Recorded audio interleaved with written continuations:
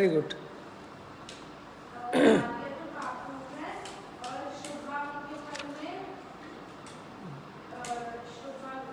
बंद कर दो पीछे की।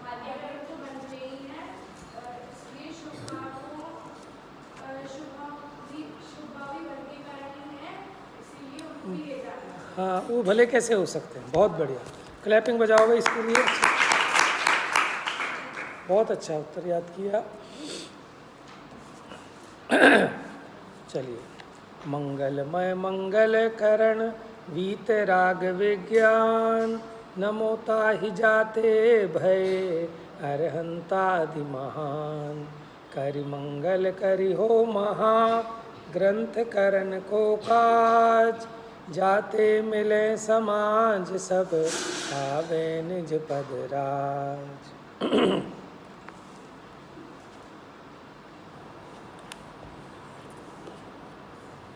विषय बहुत सूक्ष्म है, तो उसके लिए आपकी सूक्ष्म प्रज्ञा का प्रयोग करना पड़ेगा आपको। प्रज्ञा कहते हैं बुद्धि को। पूछो बेटा, क्या प्रश्न है आपका? पूछिए।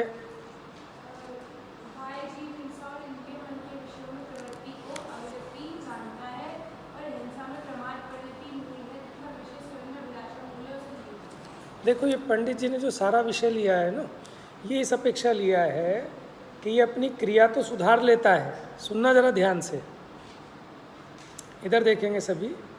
धर्म के नाम पर अपनी क्रिया को तो सुधारता है, जैसी आगम में क्रिया कही है वैसी तो करता है, लेकिन परिणामों पर ध्यान नहीं है। सुन रहे हैं? क्रिया तो सुधारता है, लेकिन परिणामों के सुधरने बिगड़ने का विचार नहीं है। और कदाचित परिणामों का भी विचार कर ले तो अभिप्राय में जो वासना पड़ी है उसका विचार नहीं है। तो सारी गड़बड़ यहाँ पंडित जी अभिप्राय की बता रहे हैं। कहें कि अभिप्राय की, यानी मान्यता की। जैसे पहले गलती तो क्या करता है कि वस्त्र तो बदल लिए, लेकिन परिणाम नहीं बदले। क्या? माने इन कपड़ों को छोड़कर धोती दुपट्टा तो धारण कर लिया कि सबको दिखेगा कि मैं धर्मात्मा हूँ। समझ में आया? लेकिन परिणामों का विचार ही नहीं है। परिणाम कैसे भी हो रहे हैं।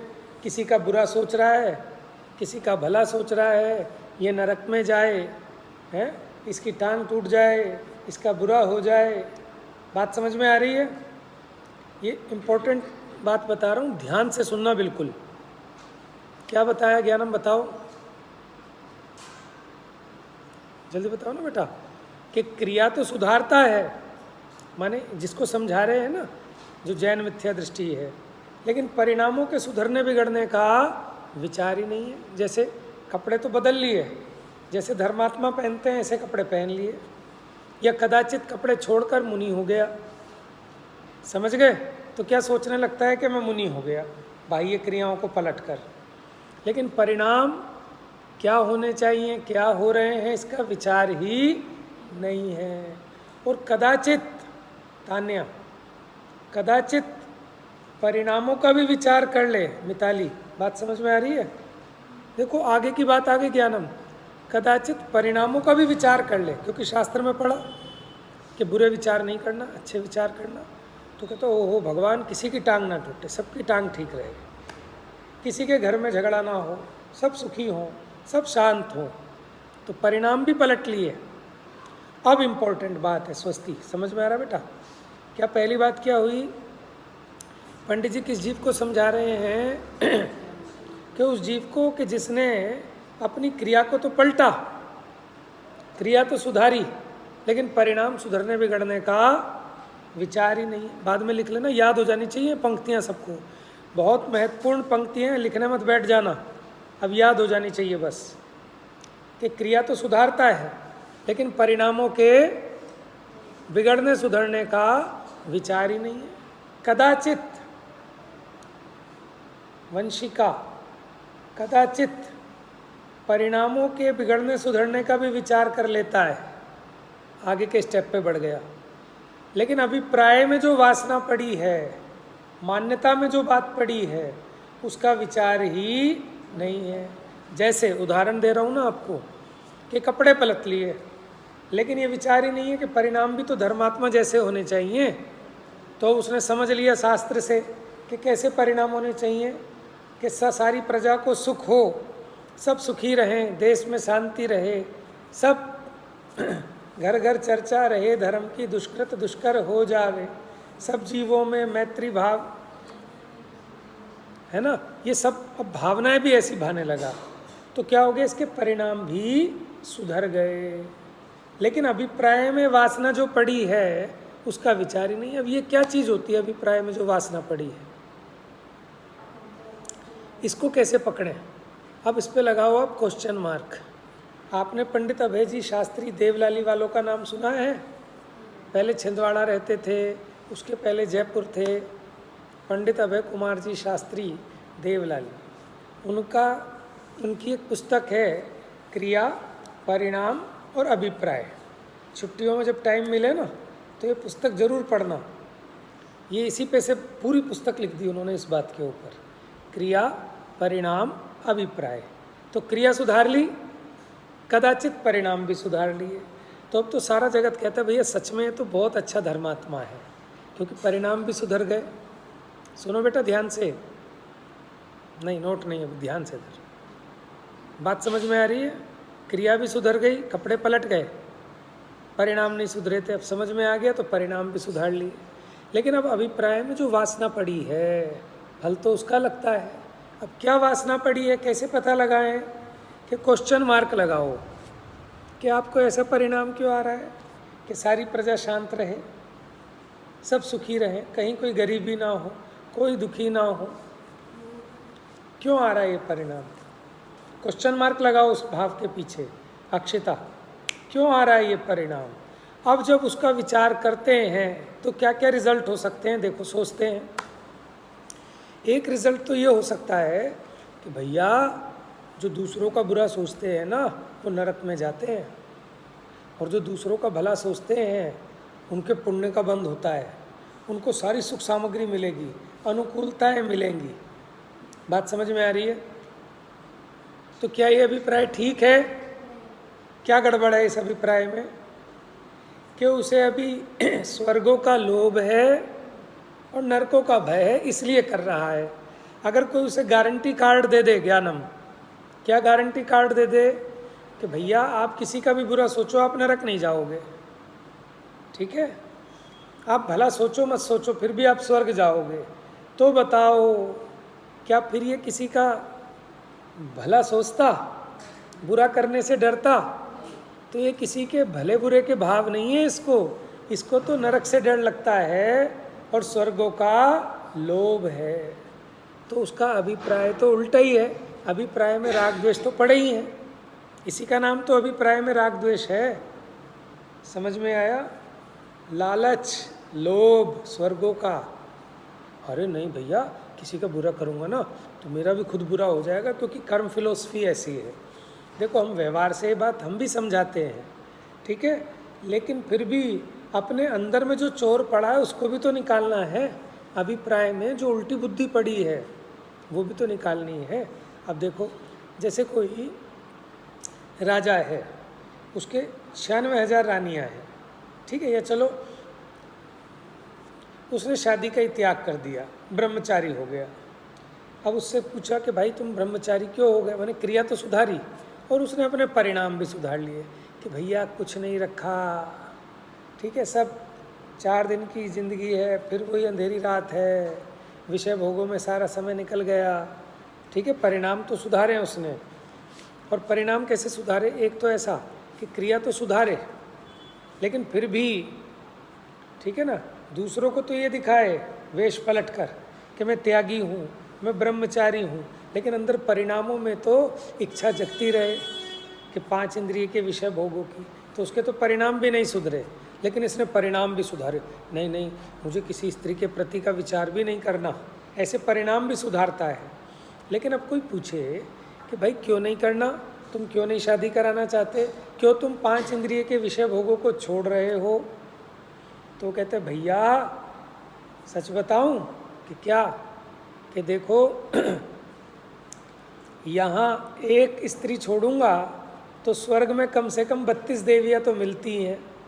क्या है उसका अभिप्राय कि यहाँ एक छोड़ूंगा, ठीक है, तो ब्रह्मचर्य धारण करूँगा तो मर के स्वर्ग जाऊँगा, और स्वर्ग में तो कम से कम 32 मिलेंगी, और यहाँ की तो कहानी कुबड़ी है, कैसी मनुष्य गति में कैसी हैं, और देव गति में कैसी होंगी, अप्सराएं होंगी। समझ में आया? अब वो अपने परिणामों को तो चेंज किया उसने उस क्रिया के अनुरूप, लेकिन ये चोर नहीं पकड़ पाता। ये तो पंडित जी ने इसका विश्लेषण किया, लेकिन अंदर में इसके कैसी वासना पड़ी रहती है ना? आप समझ रहे हैं अभिप्राय की वासना क्या चीज़ है? अभिप्राय की वासना। अब उसका अभिप्राय सुलटा है कि उल्टा है? और सुलटा अभिप्राय क्या होता, कोई बताएगा आप में से? जो बताएगा वो 100 रुपये का नगद इनाम पाएगा। क्या बताया? इसका सुलटा अभिप्राय बताओ ना। ये तो उल्टा था कि एक स्त्री छोड़ूंगा तो कम से कम 32 अप्सराएं मिलेंगी स्वर्ग में, और यहाँ की तो आयु भी 50-60 साल की, ठीक है, 25 साल का तो हो ही गया, 25-30 साल और बचे हैं, और वो भी कलेश झगड़े डिवोर्स सब होते हैं। और मुझे कहाँ सुंदर स्त्री मिलेगी, मैं खुद ही सुंदर नहीं हूँ, पढ़ा लिखा नहीं हूँ, पैसे नहीं हूँ, ठीक है, और अगर मैं इसका त्याग करूँगा तो स्वर्ग में कम से कम 32 अप्सराएं मिलनी है। ये तो उल्टा अभिप्राय था। अब सही अभिप्राय कौन बताएगा? सोच समझ के। पारितोषिक बिल्कुल नगद है, और सही जवाब होगा तो मिलेगा। चलिए भाई, अब ध्यान से सुनिए, विचार कीजिए।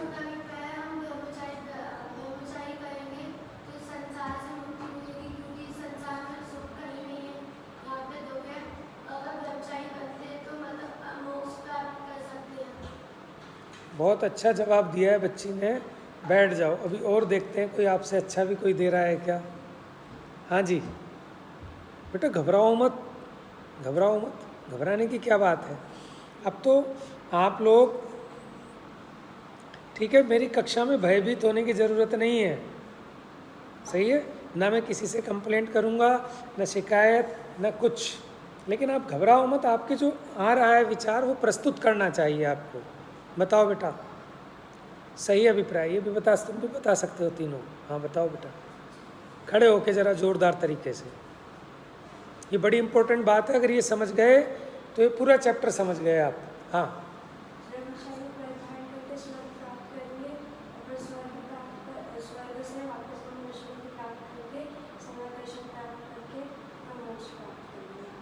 हाँ, बात तो ठीक है कि ये तो फिर चलो उसका अभिप्राय हो सकता है कि अगर हम यहाँ होंगे स्वर्ग, तो क्या मुक्ति के लिए स्वर्ग जाना जरूरी है? फिर स्वर्ग ही क्यों जाना चाह रहे हो तुम? यहाँ से विदेह क्षेत्र जाकर भी तो कर सकते हो मुक्ति प्राप्त। नहीं तो वहाँ तो होती है, विदेह क्षेत्र में तो अभी भी होती है, और पंचम काल में भी ना हो।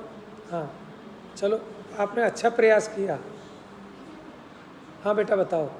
स्वस्ति।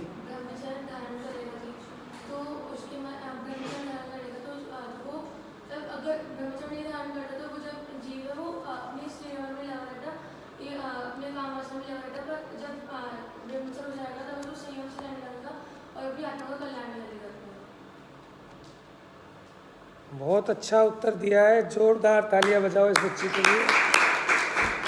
अब आपका 100 रुपये का नकद इनाम तैयार है मेरे पास, और आप उसका सदुपयोग करना, अभी आपको मिल जाएगा। बैठिए।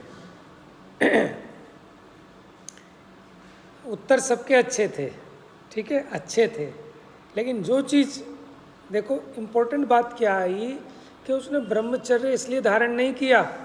किस लिए? कि मैं स्वर्ग में चला जाऊंगा। अरे स्वर्ग का भी लोभ क्यों है? उसने किस लिए? देखो एक तो ये समझना, ब्रह्मचर्य का मतलब सिर्फ इतना नहीं कि शादी नहीं कराई। ब्रह्म माने आत्मा, चर्य मैंने उसमें चरण करना, कि मेरा उपयोग जो स्त्री संबंधी राग रंग में फंसेगा, घर गृहस्थी में फंसेगा, मैं अपने उपयोग को बचाकर अपना कल्याण कर सकता हूँ, ऐसी भावना से उसने त्याग किया। ये सही अभिप्राय था। क्या था ये? बात समझ में आ रही है? अरे मुक्ति जब होगी हो जाएगी, लेकिन अभी भी तो मुक्ति हो गई ना बंधनों से, माने स्त्री के झंझट से, फिर बच्चे बच्चे होते, फिर कमाना पड़ता, फिर रोज की चिक चिक चिक चिक होती है ना सब घर में, कोई कितना भी पुण्य का धारी क्यों ना हो। लेकिन इस कली काल में इतने पुण्य आत्मा जन्मते ही नहीं, चक्रवर्ती वगैरह का जन्म कहाँ होता है इस पंचम काल में। तो पंचम काल में हीन पुण्य के धारी वैसे हैं। तो उसने किस लिए त्याग किया स्त्री का, कि उसको उसमें अपना नुकसान दिखाई दे रहा है, कि जो समय जो अपना उपयोग मैं अपने लिए लगाता वो वहाँ लगाना पड़ेगा, इसलिए उसने ब्रह्मचर्य धारण किया है। समझ में आया? बहुत बढ़िया। आप अगर इतना सोचने लग जाएंगे ना, सोच तो सभी बच्चे रहे होंगे, मुझे ये बात समझ में आ रही है, लेकिन कोई उस बात को प्रस्तुत कर देता है, कोई नहीं कर पाता। आप लोग भी सहमत हैं इस बात से या नहीं? आप लोगों ने 3 जवाब सुने, ठीक है, तीनों ही सही हैं, अच्छे हैं, गलत तो कुछ होता ही नहीं है, लेकिन मोस्ट एप्रोप्रिएट उसमें से हमें सेलेक्ट करना पड़ा, ठीक है। आपका भी जवाब ठीक था, आपका भी जवाब अच्छा था, लेकिन इसका बिल्कुल करेक्ट था स्वस्ति का, ठीक है। तो आप समझ रहे हैं ऐसे हर एक क्रिया में कि पूजा तो कर रहे हैं, लेकिन परिणाम यहाँ वहाँ घूम रहे हैं, तो परिणाम भी नहीं सुधरे।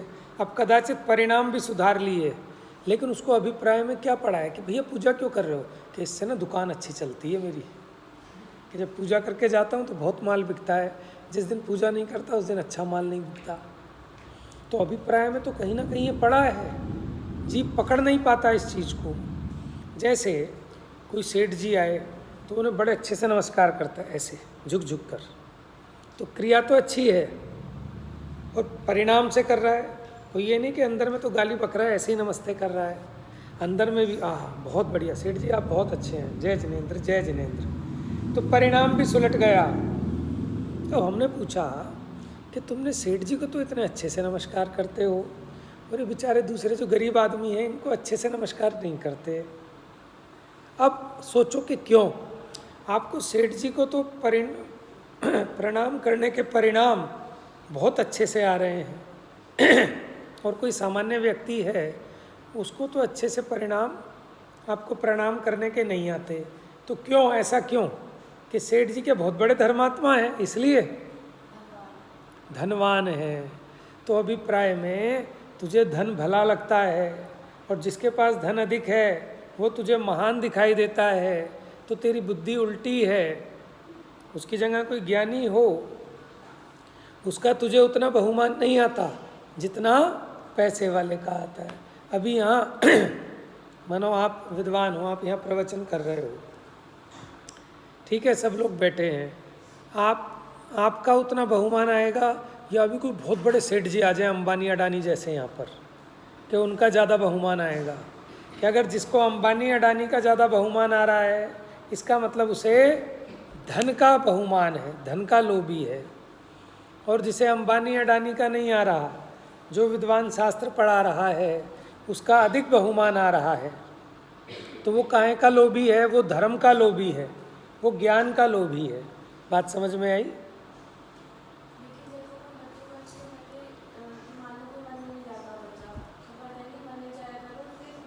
बिल्कुल अच्छी बात, बहुत बढ़िया प्रश्न उठाया। क्या प्रश्न है कि ये तो ठीक है, लेकिन हम बच्चों को तो ऐसे ही समझाते हैं कि समझाना कोई आपत्ति नहीं है। व्यवहार नए से जिनागम में भी ऐसा कहा है, उसका फल दिखाया है। वर्तमान योग में पुण्य का फल दिखाकर, स्वर्गों का लोभ दिखाकर, नरकों का भय दिखाकर, जीव को पाप से बचाकर धर्म में लगाने का प्रयोजन है, कोरे पुण्य में नहीं। कौन से पुण्य में लगाते हो आप? कि जहाँ देव गुरु धर्म का संबंध मिले, तत्व ज्ञान का निमित्त मिले। प्रयोजन पुण्य में लगाने का नहीं है, प्रयोजन तो धर्म में लगाने का है, लेकिन उसके बीच में एक पड़ाव आता है। अब जब वो मंदिर आना चालू होगा तो कभी शास्त्र भी सुन लेगा। जैसे अब आप लोग आए तो आप लोग किस अभिप्राय से आए थे, लेकिन जब आप ये जिनवाणी को समझ लेंगे 4-5 साल में, तो आपका अभिप्राय चेंज हो जाएगा। पहले आपने सोचा होगा कि दिल्ली में पढ़ के आएंगे ठीक है, पूरे देश में इज्जत होगी, हैं, और बढ़िया अपॉर्चुनिटीज़ मिल जाएंगी, अच्छे स्कूल में पढ़ेंगे, तो पहले आपका अभिप्राय उल्टा था। लेकिन अब जब धीरे धीरे पढ़ लेंगे, शास्त्र विद्या से समझ लेंगे, तो आपका अभिप्राय चेंज होने लगेगा कि लौकिक जो बड़े पद हैं ये कोई बड़े पद नहीं हैं। मुझे मेरा स्वरूप समझ में आए मुझे मेरे राग द्वेष को मिटाने की विद्या समझ में आए, इस अभिप्राय से है ये मेरे लिए बहुत उपयोगी हुआ। तो आपका अभिप्राय चेंज हो गया ना। तो व्यवहार में तो ऐसे ही होगा कि पहले उसको कुछ ना कुछ लोभ दिखाकर, लालच दिखाकर, भय दिखाकर, पंडित जी ने लिखा कि इसको कोई कषाय छुड़ाने के लिए कोई कषाय कराते हैं। जैसे लोभ कषाय कराकर क्रोध कषाय छुड़वाते हैं कि क्रोध करेगा तो नरक में जाएगा, इसलिए गुस्सा मत कर। तो तीव्र कषाय छुड़ाने के लिए थोड़ी सी मंद कषाय भी करा देते हैं। बात समझ में है? लेकिन कोई उस मंद कषाय को भला मान ले तो फिर गड़बड़ है। अंतर समझ में आ रहा है आपको? थोड़ा सा नहीं आ रहा? क्रिया, ठीक है, वो बाहर का पर्दा है जो सबको दिखाई देता है, इसलिए हम पहले बाहर का पर्दा चेंज कर लेते हैं। समझ में आया?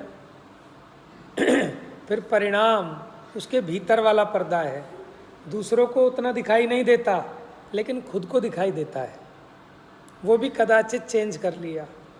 लेकिन उसके भी अंदर का एक पर्दा है, उसका नाम है अभिप्राय का पर्दा। अभिप्राय माने मान्यता। समझ में आया? वो दिखाई नहीं देता आराम से। वो तो जब ये विचार करे, पंडित टोडरमल जी की यही खासियत है कि उन्होंने उस लेवल पर जाकर ये बताया कि तू मुनि तो बन रहा है, ये राज्य छोड़ रहा है, सब कुछ छोड़ रहा है, लेकिन अंतरंग में जो वासना पड़ी है वो पकड़ में नहीं आ रही। बात समझ में आ रही है? तो उसको पकड़ाया है। तो अभी जो संवर तत्व की भूल है, जो आप कह रहे थे ना, आश्रव तत्व की, जीव अजीव की, वहाँ यही गड़बड़ हो रही है उसकी सारी की सारी। अभिप्राय में तो बाहर की हिंसा तो छोड़ दी उसने, लेकिन भीतर में हिंसा किसका नाम है कि अभिप्राय में किसी पदार्थ को इष्ट मानना, किसी को अनिष्ट मानना, मैं किसी को मार सकता हूँ, है ना, ऐसे राग द्वेष अभिप्राय में पड़ा है, उसका विचार नहीं करता। अब ऐसे यहाँ संवर क्या है? आश्रव का रुकना, यानी जो मोह राग द्वेष भाव उत्पन्न होते थे उनका रुकना, इसका नाम संवर है। संवर के संबंध में क्या गड़बड़ करता है कि संवर के कारण शास्त्र में गुप्ति, समिति, धर्म, अनुप्रेक्षा, परिचय, जय, चारित्र, इनको कहा, तो इन संबंधी भी क्रिया सुधार लेगा, ज़्यादा से ज़्यादा परिणाम सुधार लेगा, लेकिन अभिप्राय को सुधार नहीं पाता। इसलिए पंडित जी यहाँ अभिप्राय की तरफ से समझाएंगे। अक्षिता, बोलो बेटा। आत्मिका, परिणाम, अभिप्राय। घर जाके नोट जरूर कर लेना इस चीज़ को कि कदाचित क्रिया को तो सुधारता है, परिणामों के बिगड़ने सुधरने का विचार ही नहीं है। कदाचित परिणाम भी सुधारे तो अभिप्राय में जो वासना पड़ी है उसका विचार ही नहीं करता। तो अभिप्राय की मुख्यता से चर्चा चल रही है। आपका प्रश्न भी बहुत अच्छा था, आप लिख लेना कि अगर अभी फिर शास्त्रों में और लौकिक व्यवहार में भी पुण्य का लोभ दिखाकर, पापों का भय दिखाकर जीवों को धर्म में लगाते हैं। क्यों? कि व्यवहार से वो उतना जाएगा, आगे का स्टेप अपने आप दिखाई दे जाएगा। जैसे कोहरा होता है ना, फोग, तो आपको सिर्फ 4 हाथ का दिखाई देता है, लेकिन आप 4 हाथ चलोगे तो फिर आगे का 4 हाथ का भी दिखाई देगा। बच्चा स्कूल जाने को तैयार नहीं है कि मम्मी बहुत कुछ धुआं हो रहा है, कुछ दिखाई नहीं दे रहा। अच्छा, कुछ दिखाई नहीं दे रहा, 4 हाथ का तो दिखाई दे रहा है ना, कि हाँ, कि 4 हाथ चल, फिर उसके आगे 4 हाथ का दिखाई देगा, फिर उसके आगे 4 हाथ का दिखाई देगा। तो किसी तरह भैया ये मंदिर तो जाए, ये शास्त्र में तो जाए, जब जाएगा तो वहाँ पर आगे का मार्ग अपने आप मिल जाएगा। समझ में आया? इसलिए ये व्यवहार से कहा है, तो हमें व्यवहार का अभिप्राय और परमार्थ का अभिप्राय समझना चाहिए। देखो, एक गुप्ति की चर्चा करते हैं। देखो, मनोगुप्ति, वचन गुप्ति, काया गुप्ति। अभी क्या समझता है कि काया से कोई चेष्टा नहीं करूँगा, बस ऐसे, ठीक है, काया से कोई भी चेष्टा नहीं करूँगा, इसको काय गुप्ती समझता है। वचन से कुछ बोलूँगा नहीं तो मौन धारण करता है, सोचता है मनोगुप्त वचन गुप्ती हो गई। और मन में अब कुछ विचार नहीं करूँगा, इसका नाम मनोगुप्ती है। ठीक है, तो अब क्या करता है, ये क्रिया को पलटता है, कदाचित परिणाम को भी पलटता है, लेकिन गुप्ती के सच्चे स्वरूप को नहीं पहचानता, यानी उसको भाव भासना नहीं है। बोलो बेटा।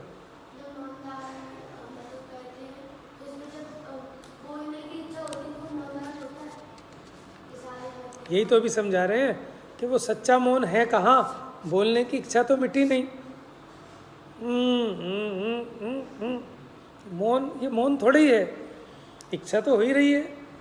तो वो मौन को भी नहीं समझता कि मनोगुप्ती है क्या, कि जब आत्मा के आश्रय से आत्मा के स्वरूप में ये रमणता होती है तो काया की भी कोई चेष्टा नहीं होती, वचन से कुछ कहने का भाव नहीं आता, मन की चंचलता भी मिट जाती है। ये सच्ची मनोगुप्ती, वचन गुप्ती, काय गुप्ती है। तो वो तो इसको पता नहीं, बस बाहर से, जैसे कोई बच्चा, अब वो पुलिस वाले को देखा, उसने बड़ी धाक होती है पुलिस वालों की, तो पापा से जिद करके पुलिस की ड्रेस ले आया, और पुलिस की ड्रेस पहनता है, पूरे दिन P P P P horn बजाता रहता है और कहता है इधर हटो उधर हटो। अब उसकी बेचारे की चलती तो है नहीं, फिर खेद खिन्न होता है। वो क्या समझ बैठा था, ये जो वर्दी है, यहाँ पिस्तौल लगी है, एक सीटी है, इसका नाम पुलिस है। ऐसे अज्ञानी क्रिया को पलटकर सोचता है कि मैं अब धर्मात्मा हो गया। क्रिया के नाम पे काया की चेष्टाओं को चेंज करता है, वचन की चेष्टाओं को चेंज करता है, लेकिन मन के परिणामों पे विचार नहीं है। कदाचित मन के भी परिणाम पलटता है, लेकिन बुद्धि नहीं पलटती। बुद्धि तो विषयों में सुख बुद्धि पड़ी है। देखो, विषयों का त्याग तो किया, भोगों का त्याग तो किया, लेकिन ये भोग बुरे लगते हैं क्या, किस लिए छोड़े, कि नहीं नहीं बुरे नहीं लगते, लगते तो बहुत अच्छे हैं, लेकिन भैया इसके कारण नरक में जाना पड़ता है, और यहाँ भोग छोड़ेंगे ना तो स्वर्गों के भोग मिलेंगे। तो बुद्धि में, अभिप्राय में भोग बुरे लगे ही नहीं, तो फिर भोग छोड़े क्यों। भोग तो अच्छे लग रहे हैं, लेकिन इससे बढ़िया वाले भोग चाहिए।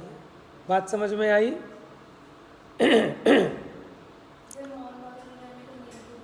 हाँ, ये व्यवहार नहीं की मुख्यता से, कि उसका बाह्य साधन समझकर काहे का, क्योंकि आप बोलने में लगे रहोगे ना, बुद्धि वहीं खराब होती है। तो पहले शांत हो। बाहर में ये सब तो चाहिए ना, कि जिस बालक को पढ़ाई करनी है तो वो भी तो ये सब काम करता है कि सीधे से बैठेगा, लेकिन इतने बैठने को धर्म थोड़ी मान लेगा। सावधान होकर बैठना, इससे कोई धर्म हो गया, लेकिन वो क्या सोचता है कि मैं ऐसे बैठूंगा तो धर्म हो गया इससे, है ना। मौन धारण करेगा, डिस्टर्ब मत करो, बात मत करो, मुझे पढ़ना है, तो बात नहीं करेगा तो उससे क्या धर्म मानता है, माने इससे क्या मेरी पढ़ाई हो गई ऐसा मानता है। लेकिन ये अज्ञानी मूर्ख मौन धारण करने को भी धर्म मान बैठता है। हम अभिप्राय की भूल समझा रहे हैं, निषेध नहीं है उन चीज़ों का। बाह्य साधन रूप में, माने शास्त्रों में भी ये क्रियाएं बताई कि आप ज़्यादा नहीं बोलें, काया की ज़्यादा चेष्टा नहीं करें। अब मन को कंट्रोल करने के लिए क्या करना, कि शुभ विचार करना, ताकि अशुभ विचार छूटे। तो वो उपदेश व्यवहार की प्रधानता से दिया है, लेकिन इतने में ही तीसरी मान के बैठ जाता है, वो गड़बड़ है, उसके सही प्रयोजन को नहीं पकड़ता। बात समझ में आई। सही प्रयोजन क्या है वो देखना, उसका क्या है कि आत्म कल्याण, कि अपने आत्मा में शांति की प्राप्ति होती है। बाहर किसी पर द्रव्य में शांति नहीं है तो उसमें लगने की चेष्टा खत्म हो जाती है। ठीक है, चलिए, विषय हो गया है पूरा, माने समझाने लायक आज सारी बात आ गई। अब ये तो हम एक बार में पूरा कर देंगे। संडे तो ऑफ है ना आपका, पार्क वार्क जाते हो आप, अच्छी बात है। ठीक है, तो अब कल का टाइम होगा आपके पास, इसको याद करना है आपको। गुप्ती समिति, धर्म, अनुप्रेक्षा, परिचय, जय, चारित्र। अब आप पढ़ेंगे, आपको भूल समझ में आएगी। ठीक है, जा वाणी के ज्ञान से